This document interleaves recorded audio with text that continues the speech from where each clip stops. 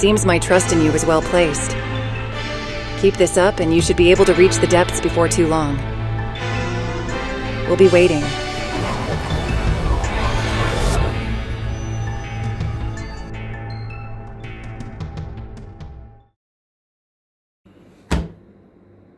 Alright, Bucky boys. We are back once again with Sealed Only Dark World. And last episode, I have absolutely no idea how it went. Like, I'm still in shock, honestly. It was crazy. If you didn't watch the episode, go back and watch it or you won't understand anything that's happening today. But my god, this deck outperformed anything I thought it would. This deck is crazy. So the only way we can go from here is up. Let's make it better. We have $32 to spend today. I have spent 31 of those on the following. A singular Crimson King structure deck. There's a lot of cards from this that we actually need, and the easiest access to get them is in here, so that's going to be with us. We've also got ourselves 1, 2, 3, 4, 5, 6, 7, and 8 packs of Maze of Millennia. Surprisingly, there are actually a couple of really good cards for Dark World in this set, one of which is colorless, but we also have the entirety of an engine which we kind of want to try playing, which would be fun. In addition, though, we are going to go a little bit cheaty, and we're going to spend $10 on 2 packs of the 25th Anniversary Collection, simply because it has so many hand traps and so many golden staples. It would be stupid for us not to use it. But let's start with the guaranteed product first, I guess, which is the Crimson King. In this specifically, it gives us access to some cards that should bolster our strategies a little bit. Right now we're lacking in the extra deck department especially, simply because we don't really have anything in there at all. Well, other than our, our big bazinga, I suppose, but it is what it is. Let's have a look-see at this, too. We're not really going to be playing the strategy that much, but that's not bad. I kind of like it. Alright, well, if only they made these in, like, proper mats without the big, fat marketing on it. But oh well. Now, in this deck, we do have a couple of cards that really gets this deck going. Soul Resonator is not one of those. We don't really care about Soul Resonator. We care about this guy. So if we control a level 5 or higher Dark Monster, we can special summon this card from our hand, and if it is ever sent to the graveyard, it can search a card that mentions Red Dragon Archfiend. This is really, really strong for us. Also, speaking of which, Red Dragon Archfiend. Don't think we'll ever summon him, but he's there. Red Rising Dragon is pretty cool. Everyone's King is very cute as a little token card. Good job, Konami. We also have Red Supernova Dragon, which I'm not entirely sure if we can summon either. Probably not. We got Hot Red Dragon Archfiend King Calamity.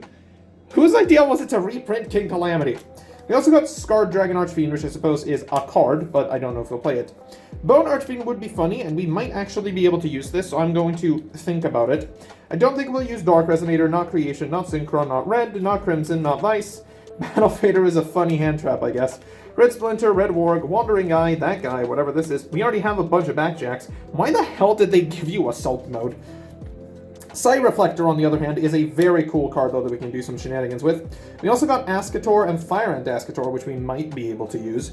More importantly, though, there is both Danger Nessie and Danger Chupacabra in here. So if you ever want to get more Danger Nessies, this is a good way of doing it. But Danger Nessie's definitely going on the deck, and I think we can even include Chupacabra at this point. We're not using Witch, we're not using Power Force, but we also want Crimson Gaia. This allows us to basically just return our Vision Resonator however many times we want.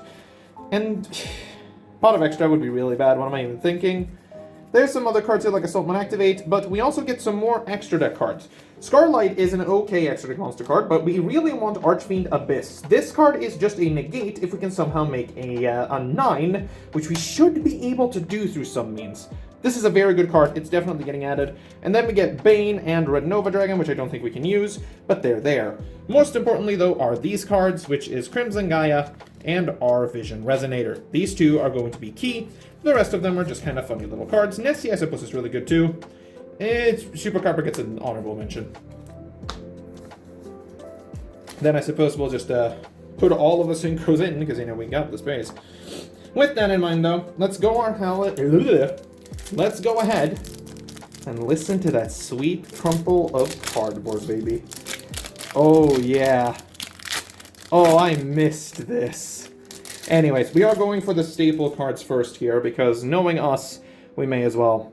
We got a Dark Ruler no more. That is a super good card for us, actually. We are fairly good at blowing up boards by ourselves, but this is going to help tremendously. IDP, also not a terrible card considering the amount of fire decks that are rolling around. Yo, we got I think that's a Starlight? Look, I'm really terrible at all these new rarities. I think that's a Starlight. It's really good looking though. Forbidden Droplet in Starlight, super cool. I love that. Lone Fire Blossom, less good, and oh! That's an ulti! Actually, the ulti droplet looks tremendous. What the hell? I don't know if you can see that on camera, but that's amazing looking. This is really cool, though. We just got ourselves 2 of the best hand traps we could have straight out the bat. I am awesome. Oh! This series is turning out so fucking good. Let's go in for another one and see if there's anything else. The only sad pull we could get here, I guess, is Baron. Now that Baron has been, unfortunately, banned. But it is kind of what it is. Let's dive into this. I don't know what I'm doing. It's not wanting to open the way it's supposed to. There. My god, man. Don't do that. Alright, here we go. Flip 'em. Change of Heart. That is a good one-up to have, actually. It's not a terrible card. It allows you to steal something.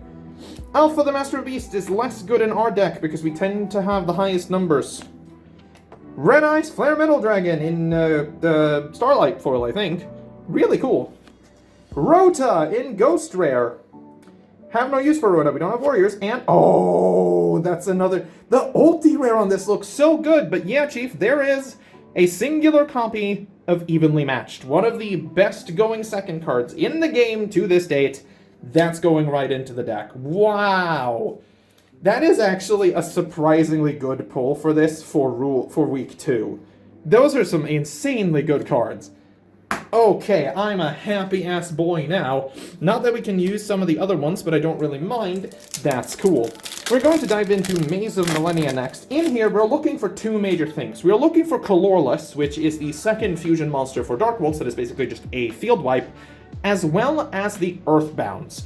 The Earthbounds open up Synchro and Fusion potential for our deck that we wouldn't be able to do otherwise. But we got an Altergeist Silkwood, a Synchro Chase, a Magister Crown Yata. I didn't know Yata got a reprint. Fighting Flame Dragon. Earthbound Greater Linewalker is not the Earthbound card we want. Contain! And Cleopatra, which doesn't do anything for us, unfortunately. Cleopatra is just not a very good card in our sense, but hey. Next pack, we got a Meluseek. We got the Emergency. Salamandra Fusion. Supreme King Dragon Clearwing is a non-tuner Dark Pendulum, which we can't summon. Gain Infinity. There is one of them. Groundkeeper. When Groundkeeper is summoned, we can special summon another Earthbound Prisoner from the deck that is not Groundkeeper. So either the level 3, which would search us Harmonic Synchro Fusion, if we're lucky, or the level 5 to immediately make a level 6 Synchro. Very nice. And we got Arcana Force, the Fiend. Who gives a shit? We don't want it. But you're a good card. You get to stay over there. You're a cool boy. Oh, I know you want this noise. I'm sorry. There we go. Code Hack doesn't do us anything. Full Armored Black Lancer doesn't do us anything. Neither does Magispectre Cyclone. Earthbound Release is not a very good card. Another Silk. Aslapiscu, okay. Phoenix Gearblade Super. Not what we wanted either. We only got 1 Earthbound Immortal so far. This is a little bit sad. We really, really want to find the rest of these. Alright, here we go. Another Clearwing that we can't summon. Marionetter. Now we could almost make an Altergeist deck. Supreme King Odd Eyes. Another Meluseek. Why is this reprinted? Full Armored Crystal Zero Lancer. Oh, yeah, baby! We got a Colorless! Holy shit, we actually got the one card we really needed for this. Alright. This is unfortunately made with the terrible Rainbow that we now have to include in the deck, plus 2 or more Fiend Monsters. If this card is fusion summoned, you can destroy all cards your opponent controls, just straight up. And this card's attack and defense become equal to the number of monsters used for its summon times 1,000. Once per turn, you can target a face-up card you control, discard 1 card, also when your opponent cannot target that card with card effects this turn. This is super good for going second. We can set this up going first if we're really unlucky, and once we build our deck a little bit, this can actually be summoned in a multitude of ways. That is awesome. Colorless in the deck, let's fucking go. Okay, so now we don't have to worry about that card at the very least. That's nice. Now we just have to worry about the rest of them. Here we go. Salamandra with chain. We got a Canberra stone. Supreme King, whatever you are. Satellite Synchron. Doppel Warrior, my guy. All the guys Hextitia. And Ancient Chant. Winged Dragon of Raw support. That is unfortunately an Ultra, which is not nice. I don't want that. There we go. Throw that away. We got what? We got 2 packs left after this, but I'm happy today. We got a we got a Multi-Faker. We got Synchro Chase. Code Hack. Supreme Rage. Earthbound Geoglyph is not very good. Emergency. And a Flame Swords Realm. I know a certain someone's going to be happy with that. Not me, though. I'm not that person. Come on. Give me the cardboard. Yeah, give me the cardboard. Get the shit out of here. Earthbound Geoglyph. Again. 100 Eyes Dragon is funny. It requires a non-tuner Fiend monster. We could technically make this, right? Once per turn, we can banish a level 6 or lower Dark Effect monster from our graveyard until the end phase. This card name becomes that original card name and replace its effect with that monster's original effect. We could probably make this simply for the shenanigans of it, so we'll include it. Cyclone. Earthbound Linewalker. Alert. Geokraken is one of the cards we actually need to get in order to play the Earthbounds. Essentially, it searches as a field spell whenever it is summoned, and if our opponent special summons from the extra deck, we can choose to blow it up. And then we got Salamandra, which is not what we wanted. Final pack. Unfortunately, it doesn't look like we're going to be able to include the Earthbound Immortals in this episode, which is unfortunate, because we need a lot more of those, buddy. Oh, here we go, come on. Yeah, there we go. Oh, that's more like it. Alright. Another 100 Eyes Dragon. Ring Announcer. That's funny. Supreme King Dragon Dark Rebellion. We don't have Pendulum monsters. Fusion. Earthbound Release. Totem Pole. And Ashoka. Well, someone's gonna laugh and make fun of this card, because this card was relevant and sealed only live at some point. Not for us, though. Well, honestly, I can't really be that mad. We got 2 of the pieces for the Earthbound Immortals that we will eventually use, hopefully. More importantly, though, we managed to pick up Colorless, which means we don't have to worry about this card. We already have it. We also got ourselves an evenly matched Change of Heart, 2 Droplets, IDP, and a Dark Ruler, which is just great, in addition to the things that we now picked up from the Jack Atlas structure deck. Honestly, not a terrible opening, all things considered. I think we can do something with this. Whether or not it destroys the consistency that we already have, though, I'm not so sure. We'll find out. Hi, everyone! From now on, Wolfie has entrusted me to take care of the deck profile before heading into the Abyss in every episode. If there are any major changes, I'll be here to let you know. For this week, the changes to the overall deck are minimal at best. Wolfie decided to swap out some dangers to fit the new Danger Nessie, as well as the 2 copies of Forbidden Droplet. The Synchro engine is still offline due to the levels not really matching up yet, but with a few more good pulls, that should change over quick. The extra deck has just been crammed with as many cards as possible, even if most of them don't do anything. But Colorless has been added, and is now able to be summoned to blow up the board. The side deck has also changed slightly, fitting more of the going second cards Wolfie pulled this episode. That's all for now. Remember to subscribe and check out the Ko-fi link in the description should you wish you support Wolfie and get your own supporter card added to the deck. Tour Guide. Out. Alright folks, welcome back into the Abyss for the 2nd episode. We do have some deck improvements now. I guess they're improvements. Technically, they could also be detrimental, given that how our deck works is we want a lot of Dark World names. Whatever. I believe that this is an improvement. Getting Colorless is just awesome. In the adventure deck of our first level today, we are actually very, very scarce. We're holding 5 separate duel cards until we run into the boss that we could do at any point, and there's 1 escape card remaining. We don't really have any options. We've just got a duel today. There's just nothing about it. Speaking of the treasure deck, however, the treasure deck has been refilled, and it now includes the following cards. There's a lot of singular coins, a couple of piles, and a couple of stacks. The stacks got shuffled back in since we didn't lose them. They just kind of returned, because otherwise we'd be stuck here getting $1 to $2 every episode, and that would be kind of lame. Anyways, without any further ado, let's pull a card. It's duel time! Alrighty then, the first duel of today. We're going up against Lightsorn with their new support that they're getting soon. Such like West that we see here, which is basically just a level 4 tuner that mills a bunch of cards. They managed to go into the new Minerva, which just, again, mills a bunch of cards. It's kind of what they want to do. They hit both Weiss and Fearless here, which is absolutely incredible, summoning back the Wolf as well as the Fearless.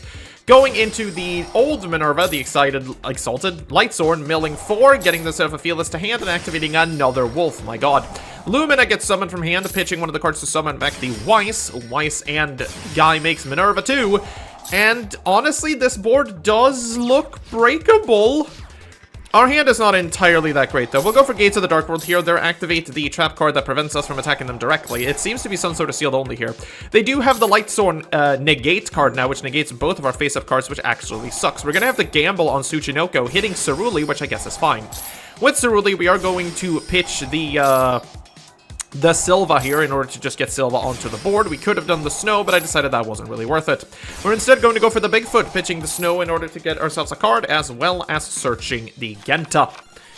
With Genta, we're just going to pop the Genta off. We're going to get the silly field spell once more. We're going to activate a new field spell, replacing the old one that they negated. Screw you, Lightsorn, I guess. We activate Gates of the Dark World, banishing the Genta, banishing the Rainbow, getting ourselves Punishment to hand, which is okay at best. At this point, we do have to search ourselves the Grapha, though, because we need a way of popping some cards until we eventually find our fusion spell. We're going to go back and picking up the Rainbow here. We're going to activate the Genta again. Genta's going to search us our last field spell. We're going to activate the last field spell, this time banishing the Snow from the graveyard in order to pitch the Grapha.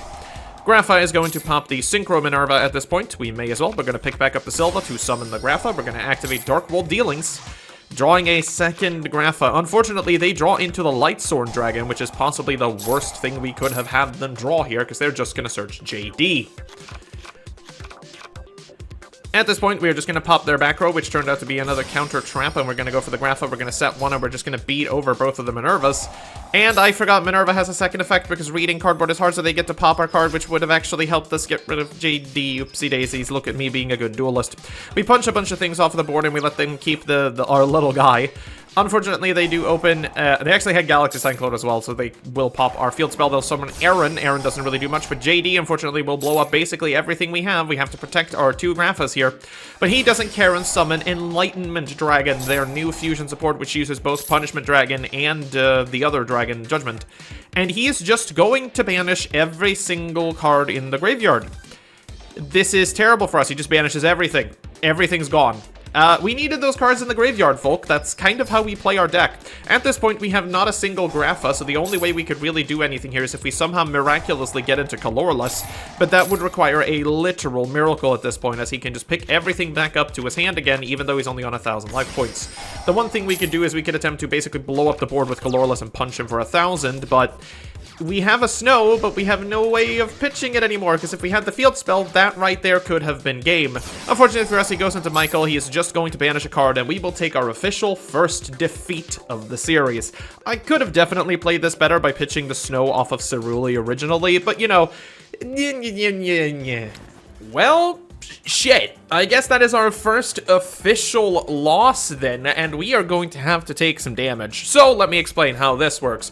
If we lose a duel, it is simply flicked back up and shuffled back into the active deck. We have to defeat it to get rid of it, and in order to take some damage, we need one of these.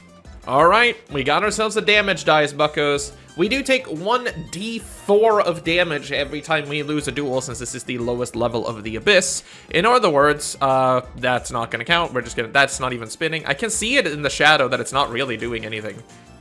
Come on, I'm gonna bounce it a little bit so we don't know which side is which.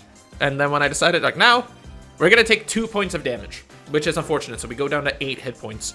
We shuffle the deck up and we draw again. It's time for another duel, ladies and gentlemen. Alright then, second duel of today. We're going up against some sort of Obelisk the Tormentor deck? I don't really know what's going on here. We do manage to get into a Dark World Dealings, which we're going to use to pitch Ceruli. Ceruli is going to activate its effects, letting us pitch the Rainbow. Rainbow is then going to search us out the Grapha, as well as special summon a level 4 or lower to our field, and we're going to summon Genta. We're going to use a Rainbow to pick the Genta back up, and you can kind of see how this loop gets going if you manage to open Ceruli, which is rare that we do, considering we only play one. We'll search out the field spell, we will activate the field spell, we are also going to set the Dynamicious and then activate card destruction, and that's when we see our opponent's hand, which is just... I don't know what's going on. We draw ourselves into Archives and Mothman, which are two fairly decent cards. We're going to go ahead and pop the Ceruli here because we kind of had to pop something. We're going to summon the Grapha, get our Rainbow back up to hand. We're going to activate the Archives, so we're going to Dark World again to pitch the Rainbow in order to activate Archives effect. Add a card with the Rainbow, which is going to be Silva, because we can basically just recycle it, getting the Silva to the graveyard, and then drawing 2. We're then going to bounce the Silva back to our hand to summon the Rainbow and get ourselves the Snow. We're going to activate Archives, pitching the Snow in order to search our Fusion spell. With the Fusion spell, we are going to activate a session, and we are just going to make Big Daddy Grapha. We get our Fusion spell back, and we're going to pitch the Brown to search another card, which unfortunately is just a Gentes. We're just going to set another card and pass turn. Our opponent is definitely player Joker's Straight Turbo with some sort of... I don't know what's going on, but he summons his monster and realizes very quickly that he can't actually do anything, and just kind of scoops them up. I don't know what this deck was, I'm going to be honest with you folks. You know what? Honestly, I'll take it. After the Lightsworn match, I'll give and take whatever the hell that deck was, and he realized it was probably like a Joker Straight Obelisk Turbo. I don't know what the hell that was. I don't care though. This duel can die. We will shuffle around our treasure. A wild card rare. It allows for the purchase of a single rare card with the following criteria. It may not cost more than $15, and it must be from a set previously opened or otherwise unobtainable, whether that be because of cost or availability. This is basically so that I don't have to purchase a box of something that costs me $300 for absolutely no reason. I guess we'll take it. I would have rather had money, to be honest, because rares... I mean, no, rares do technically help because most of the Earthbound Immortals are in fact rares, so I suppose that is good in one sense. Anyway, next up. An escape card. We're not gonna escape at this point. We haven't really taken any damage. We'll shuffle it back in and we'll try again. Oh, son of a bitch. There he is. Right. We're gonna have to go face off against Dan the Wingman, a community member who has been around for way too long at this point, where the tension is high, let's say. Let's go say hi to Dan. I have on-screen counter is on my recording. Lucky you, I don't. Yeah, well, fucking sucks to be you, huh? Alright, I don't believe. have dice. Oh, well, I got dice for you, buddy. You want me to... Alright, you can roll for me. I'm lazy. Alright, you know what? I'll give Dan the first roll here. You got yourself a 7, buddy. 7's not that's bad. pretty respectable. That's respectable. I'll do the second one. I also got a fucking shit. 7. Well, I guess I'm doing it again. You got yourself an 8 this time. Slightly more respectable. And I got a fucking 6. I guess you get to pick, buddy. I guess I go first. I feel like it's never... Son of a bitch. That is right? definitely the correct call, I'll be honest. And with that, our boss battle is underway against Dan, who's playing Sealed Only Pendulum, starting with a Spiral Flame Strike in order to search one of his Badingaling Pendulum cards. He sets up both of his scales, being Odd Dragon and Persona Dragon, and you know what? I'll just let him cover what happens himself. How is this difficult? Honestly, I don't really have a combo here, so we're gonna go for Double Iris. What do you mean you don't have a combo? You have Iris. Just make an 8. Literally any 8 in the video game. No, we're gonna set it, we're gonna pass. Wow, okay. So with Dan's absolutely fantastical turn 1 performance, we decide to set a card and activate Archives to activate our field spell and attempt to use Thunderbird. We give our cards a nice shuffling, he picks the middle one, and it turns out to be Snow. With the Snow, we draw, obviously we draw a card off the Thunderbird first, and with the Snow, we take like 15 years, but we do decide to go search out a Rainbow. With Rainbow now in our possession, we do decide to activate the field spell to banish Snow, which gets hit with a Time Pendulum Graph, unfortunately, which means we lose our only real play. We then decide to just normal summon Snow, activate the Archive effect to pitch the Rainbow in order to get the Rainbow search to search out Grapha.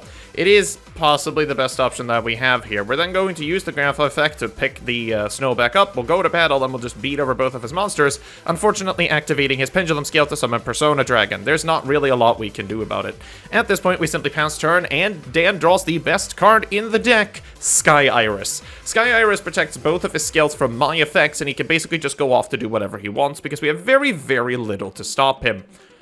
He does decide to go into his Vortex Dragon, I believe it is, the Exceed that dies into the fusion, and then passes turn back to us. Our draw is not entirely great, but we will go ahead and we'll activate Archives to do a Snow search, and we'll search for a session. Session is fine. We're playing Dark World, baby!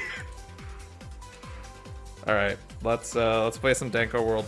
I mean, I have no reason not to. We'll fire a session. Yep, that's fine. We'll banish the snow, we'll send the Grapha from hand, and we'll make Big Chungus. Alright, big chunk is bud. Grapha in Graveyard, I'll pop Pendulum Graph. You can do that. That is fine. I can do that. It will die. Like it fucking deserves. Now with Big Chungus Grapha finally on the board, we're going to go ahead and tag out a couple of cards to get some card advantage and go to battle.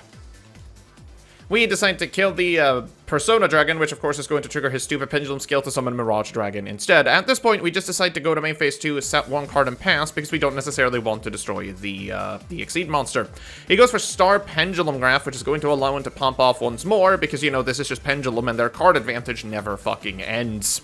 He gets himself back the trap card, shuffles it back into the deck, and does his shenanigans. He goes for his Pendulum Summon, to which we activate our funny punishment, because guess what? They don't start a chain, so we can do that. We kill 3 birds with 1 stone, and we pitch ourselves a Silva in order to go searching for another Grapha, to which he summons a guy, because the stupid whatever dragon. He goes to battle. At this point, he is going to go he's going to go Small Dragon, attempt to negate the attack, to which we Grapha for a Silva, because we don't want him to do funny shenanigans. We'll activate a Silva effect as the attack goes through, which makes him lose 200 life points and have to shuffle the only card in his hand back into the deck. Yeah, main phase 2, we're going to Link Summon. Oh shit, he's going to Link Summon. Sure. We're gonna link into Proxy F Magician. Sure. Activate effect of Absolute Dragon to special summon Vortex. In response, I'm gonna pay 1,000 to activate Skill Drain. Well, that fucking sucks. I know what you're trying to do, buddy. I Sky Iris. I'm trying to think of like things I can do. Yep, that's about it. Big Chungus. Yeah. And then after doing Battle Face with Skill Drain on the field, Dan decides to pull this one out of his ass. I'm gonna activate Sky Iris. Sure. I target Purple Poison Magician. You may. He's dead. Chain Link 1, Purple Poison. Chain Link 2, Pendulum Graph. Yep. I pop Skill Drain. You may. Skill Drain And I is destroyed. search for Harmonizing. You may. After Dan manages to out the Skill Drain, he manages to pop off like there is no one's business, essentially getting every single card that he needs, going into goddamn Draco Slayer of all things, and he just manages to keep freaking going with advantage, popping cards that I am essentially unable to do anything about. We do get a Grapha discard, which is kind of funny, I suppose, but we have to change everything we have into defense position as he activates Spiral Strike, which was my only chance, and at this point he gets Revolution Dragon, he just goes in with everything he's got, and we have one top deck to save us once he punches us down to 1450. Unfortunately, our top deck is another Archives, and we go to game 2. I am definitely going first for the safety of my own sanity. Oh, that's Not that that's gonna help me that much in this deck, but like, you know, we try around here. So for game number 2, we are going first, and unfortunately our hand is loaded with bricks. We do get some dangers here, and he manages to snipe the Bigfoot out of our hand. We go for the Thunderbird as well. The Thunderbird hits the Ceruli. Ceruli summons to our opponent's field to dump a Rainbow in order to search a guy and get Genta to our hand. We do some Genta loops the best we possibly can, but we don't really find the fusion spell or anything to do with it, so we simply have to set 2 with Big Bunguses and pass. Alright, we draw for turn. On draw step, I'll activate Deck Devastation Virus. That is unfortunately okay. I will sack the Thunderbird. And please reveal your hand. All monsters with 1500 or less go boopsie daisy. Now, unfortunately for me, it actually turns out that Deck Devastation Virus ended up helping Dan more than anything because it destroys cards, meaning he gets a bunch of searches. He does manage to get both of his scales. He sets up his silly little fucking destruction card. He gets a Skullcrabat Joker of all things, and he is off to the goddamn races. Managing to Pendulum Summon basically his entire hand. He uses Synchro material to make the Vortex Dragon. He decides to trade in, summon his Negate, and at this point, I am going to be Bazingad. He sets up his full board. I go to my turn, and unfortunately, I'm not really able to do much. I can bring out a Genta. That's essentially it. I just set myself on the defensive. I don't really attack anything because it isn't worth it, and he keeps going. He goes into Proxy F Magician in order to fuse for another Vortex Dragon, and now my problem's doubled. At this point, though, he does still go a little bit on the defensive. We do some of the Genta to bring out the Grapha again, Grapha being my best defense against this. We punch over the Proxy F Magician for the best curse of action. He does a Harpy's Feather Duster, which forces us to activate Dynamicious, rather. We take a grand total of 5,000 life points of damage as we go to our turn. We activate Archives, attempt to activate a session, which he obviously negates. We pitch a Grapha. Grapha gets to pop a card, and then with Archives, we discard some cards to get some draws. At this point, we are basically just looping a session. So Big Grapha comes out. You send him. Big Grapha goes away. So 2 things are going to happen. We're going to have a Brow effect, and we're going to have Big Graph effect. Can that activate if I don't have... Oh, I have 1 card in hand. We'll do it in reverse. We'll just do Big Grapha and Brow. There you go. Yeah, that's fine. So you draw 1. So actually, that'll activate Archives too, because why not? Because it discarded a card. Do the order however it works. Alright, so Grapha returns. He exists. Rainbow gets to search an asshole. If I even have an asshole left to search at this point, I'm gonna be honest, I don't know. I do. I can search a snoot. Yeah, no, I can't search a snoot. It has to be a big asshole. It's gotta be. Oh no, I have a Silva. It's fine. I got a Silva. I can search that. There are targets, baby. There are targets. Right, so we'll do that. He does a thing. He goes to hand, and then I get to draw 2 cards from a thing. And then discard. Well, don't we have to both discard off a graph though? We do if we have a hand. I have a hand. Then you must discard. Did you also have to discard off a big graph? Yep, I'll discard Genta. Oh no, not Spiral Fusion. And after about 15,000 turns of literally just returning a session every turn to break down the board, Dan is forced to finally go in, and we have found our opening. We do manage to get a couple more searches thanks to our Archives here, and we keep looping the session because it's the only thing we can do.